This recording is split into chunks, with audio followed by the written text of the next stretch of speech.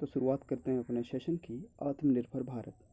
भारत को आत्मनिर्भर बनाने के लिए यह अभियान चलाया गया है, यानी कि हम अपनी ज़रूरत की सभी सामग्रियों का उत्पादन स्वयं करेंगे और इसका विक्रय भी स्वयं ही अपने देश पे हो, यानी कि भारत ही उसको उत्पादन करेगा और भारत ही उसको बेचेगा। हाँ, वो दूसरी कंट्री में एक्सपोर्ट कर सकता है बजाय अगर वो सरप्लस में हो, पर ध्यान रहे कि उसका सरप्लस में होना ज़रूरी है। अब हम आगे बढ़ते हैं और देखते हैं कि आत्मनिर्भर भारत में कौन से कदम उठाए गए हैं, अर्थात उसके उद्देश्य क्या हैं। तो इसे हम अंग्रेज़ी में सेल्फ रिलायंट इंडिया मूवमेंट के नाम से भी जानते हैं और इसमें 5 पिलर्स की बात की गई है जो आत्मनिर्भर भारत अभियान को सुदृढ़ बनाएगा। जिसमें पहला पिलर है इकोनॉमी की कि हमारी इकोनॉमी ऐसी होनी चाहिए जिसमें इंक्रीमेंटल चेंज नहीं बल्कि क्वांटम स्पीड हो, क्वांटम जंप हो। तो क्वांटम जंप कहने का मतलब है कि कोई परिवर्तनशील वृद्धि नहीं कि हम ये डिनोट करते रह जाएं कि आज इतने प्रतिशत की वृद्धि हुई, बल्कि एक ऐसी छलांग लगाएं कि कहीं पायदान ऊपर हो जाए। दूसरे पिलर की बात करें तो इंफ्रास्ट्रक्चर यानी कि हम अपने ढांचे को इतना सुदृढ़ बनाएं जो हमारे आधुनिक भारत की वो पहचान बन सके। तीसरा है सिस्टम, एक ऐसा सिस्टम, एक ऐसी व्यवस्था जो बीती शताब्दी की रीति नीति पर आधारित ना होके बल्कि 21वीं सदी के सपनों को साकार करे, एक ऐसा सिस्टम हो। चौथा है वाइब्रेंट डेमोग्राफी, यानी कि दुनिया की इतनी बड़ी डेमोक्रेसी में हमारी वाइब्रेंट डेमोग्राफी हमारी ताकत है। वाइब्रेंट डेमोग्राफी यानी कि हमारी पॉपुलेशन, हमारी जनसंख्या, और हमें उम्मीद भी है कि आत्मनिर्भर भारत बनाने के लिए ये ऊर्जा का स्रोत है हमारे लिए। और पांचवा है डिमांड यानी कि हमारी जो अर्थव्यवस्था की सप्लाई चेन है वो बनी रहे, एक डिमांड और उसकी सप्लाई वो हमारा मेंटेन रहे। तो ये पांचवा पिलर। अब आते हैं तीसरे पॉइंट में कि एक स्पेशल इकोनॉमिक पैकेज जो कि 20 लाख का था, आप सब पता है, जो कि जीडीपी का 10% है लगभग। अब जो ये पैसा है ये कई भागों में बांट दिया गया है, कई सेक्शंस में है, जैसे कि cottage industries, MSMEs, labours, middle class industries और कई सारे। जैसे एमएसएमई यानी micro small and medium enterprises, अर्थात जो हमारे छोटे उद्योग हैं, लघु उद्योग हैं, कुटीर उद्योग हैं, वो एमएसएमई के अंतर्गत आते हैं। आगे क्या लिखा है मैं बता देता हूँ कि ये एक बोल्ड रिफॉर्म होगा, एक ऐसा कदम होगा जो कि विश्व तक में छाप छोड़ेगा और हम आत्मनिर्भर हो पाएंगे। अब आगे अगली स्लाइड पे अपन आते हैं। अभी जो ये पैकेज है इसको 2 सेक्शंस में बांट दिए गए, जिसको जानना हमें ज़्यादा इम्पोर्टेंट है बजाय अदर मेजर्स की।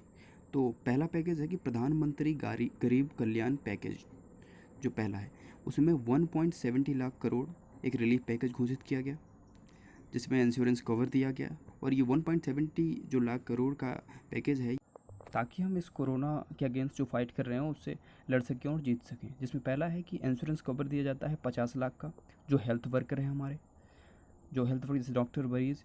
और 80 करोड़ जो लोग हैं, जो गरीब लोग हैं, उनको 5 किलो गेहूँ पर पर्सन जो कि 3 महीने के लिए दिया जाएगा, और 1 केजी दाल, 1 किलो दाल जो कि सभी हाउस होल्ड के लिए दिया जाएगा 1 मंथ में 3 महीने के लिए। और 20 करोड़ जिन महिलाओं का जनधन अकाउंट है उसमें 500 रुपये पर मंथ जो कि नेक्स्ट 3 मंथ के लिए आएंगे। Gas cylinder free of cost होगा, जो कि जिससे कि 8 करोड़ फैमिलीज़ को उसका बेनिफिट मिलेगा, जो कि ये 3 महीने तक। मनरेगा जिसकी मजदूरी पहले 182 थी, अब 202 कर दी गई, जिस पे लोगों को काम मिलता था, जिसके कारण 13.62 करोड़ फैमिली को फ़ायदा मिलेगा। और जो हमारे वरिष्ठ नागरिक हैं, जो हमारे विधवा महिलाएं हैं, जो दिव्यांग हैं, उनको 1000 का प्रावधान किया गया है। अब आते हैं अगली स्लाइड पे, जो कि प्रधानमंत्री पैकेज नंबर 2 के नाम से है। इसमें पीएम किसान के जो लाभार्थी हैं उनको 2000 रुपये दिए जाएंगे, जिससे 8.7 करोड़ फार्मर्स को लाभ होगा। एक ऐसा फंड खोला गया है, building and construction worker welfare fund, जिसमें वर्कर्स की रिलीफ की बातें हैं। फिर तीसरा है कि जो ऐसे बिजनेस है जिसमें 100 या 100 से कम वर्कर्स हैं, और ऐसे वर्कर्स जिनकी सैलरी 15,000 से कम है, तो उनको 24% मंथली वेजेस से उनको क्रेडिट किया जाएगा पीएफ के रूप में। फिर है कि सेल्फ हेल्प ग्रुप, जो महिलाओं का सेल्फ हेल्प ग्रुप है, अब उनको लोन मिल सकता है बिना किसी कोलेट्रल के। कोलेट्रल यानी कोई सिक्योरिटी, जब आप लोन लेते हैं तो उसको जमा करना होता है, तो वो लोन ले सकती हैं, जिनका 6.85 करोड़ हाउस होल्ड्स को इससे बेनिफिट होगा। और है एक डीएमएफ, डिस्ट्रिक्ट मटेरियल फंड, जो कि मेडिकल फैसिलिटीज़ को और टेस्टिंग, स्क्रीनिंग, इन सब को इनकरेज करने का काम करेगा। अब आते हैं तीसरी स्लाइड पे। ये दो स्लाइड ज़्यादा इम्पोर्टेंट थी बजाय तीसरी स्लाइड में। तीसरी स्लाइड में अदर मेजर्स लिए गए हैं जो आप देखेंगे अब। अदर मेजर, इसको भी दो भागों में बांटा गया है।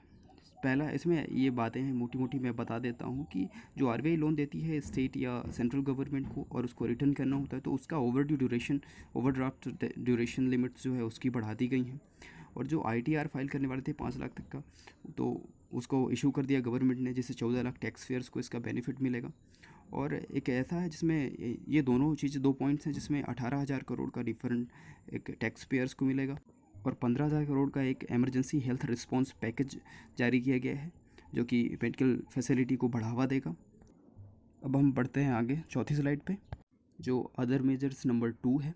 इसमें पॉइंट्स हैं कि जो इनकम टैक्स रिटर्न फाइल भरने की जो डेट थी वो 30 जून तक एक्सटेंड कर दी गई है और जो जीएसटी रिटर्न भरने की डेट थी उसको भी 30 इसको जून 2020 तक कर दिया गया है।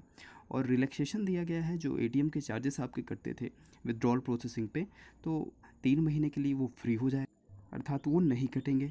अगला पॉइंट है कि जो मोटर व्हीकल्स हैं और हेल्थ इंश्योरेंस पॉलिसीज़ हैं उनकी ईएमआई जो है आप दे रहे थे तो उसको 15 मई तक बढ़ा दिया गया है। और मैंडेटरी जो बोर्ड मीटिंग थी उसको 60 दिनों के लिए एक्सटेंड कर दिया गया, यानी 30 सितंबर तक का।